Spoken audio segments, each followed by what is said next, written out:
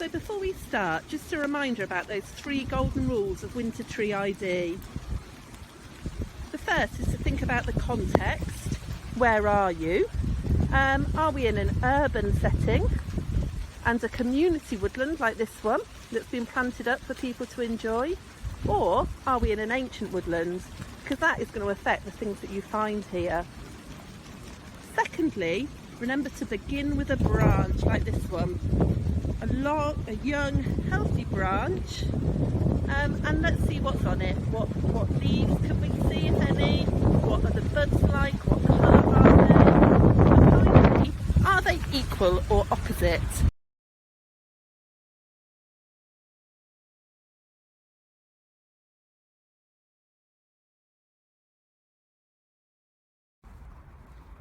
One of the most distinctive trees to spot at any time of year is the cherry tree, like this wild cherry here. Cherry trees have a really distinctive reddish or pinkish bark, or in older trees like this one, it's almost a purpley bark with these really, really clear horizontal bands that go all around the tree, and you'll only see that in a cherry tree. Looking at a young cherry twig, you can still see the slightly pinky, purpley, reddish tone to the bark, and you can see these alternate buds.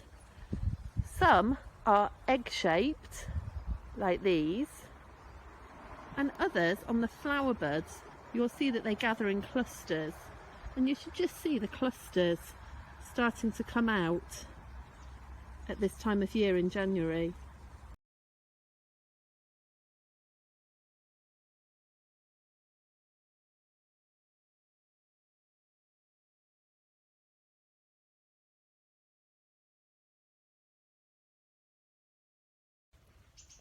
Elder is one of my favourite trees. Wood of the wand in Harry Potter. It's long been associated with death, which is hard to imagine in spring when its frothy white blossoms come out. And then later in the summer, you get the really characteristic dark purple bunches of berries on the tree. In winter, it's a little bit less distinctive, but it has got this really, really unique corky bark with these really deep grooves in it. And as you can see, lichen loves to grow on an elder tree.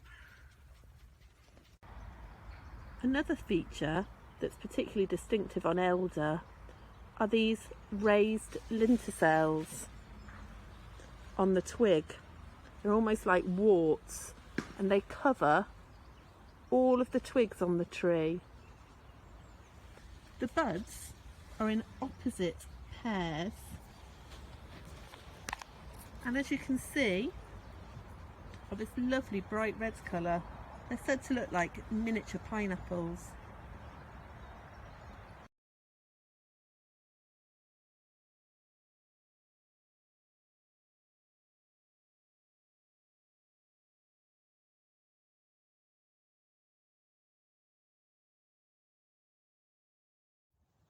This is the last tree I'm going to look at today. This is very common in our woodland at the Heart of England Forest. Lots of them have been planted. Can you see lots of straight rods coming out from the base? Now that's a very, very important way of identifying this tree.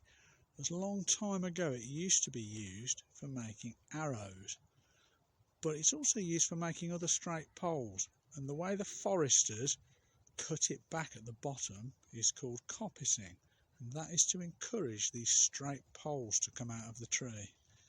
Also, can you see the yellow catkins hanging from the tree? Let's have a closer look. These furry yellow catkins, some people call lamb's tails, and you can see why. Here's a closer look at our lamb's tail catkins dangling down.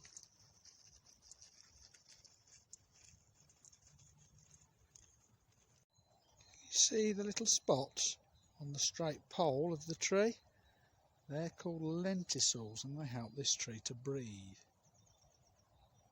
And on our new young twig you can see that the buds alternate, and they're a greeny colour, and the end bud is very, very round, it's bulbous. Now if you're really lucky, in a month or so's time, you might see a little red flower poking out of these, and it's that little red flower that goes on to become a nut. Have you got it yet? Hi, the last of our trees, that was the hazel tree. Now the hazels were very important for making straight staffs and straight poles and things such as arrows in there, and the nuts feed a variety of our wildlife when they come out. In the summer, the hazel has big wide leaves so it can capture as much light as possible to feed itself. Right, that's the last of my trees for today. Goodbye from the heart of England Forest.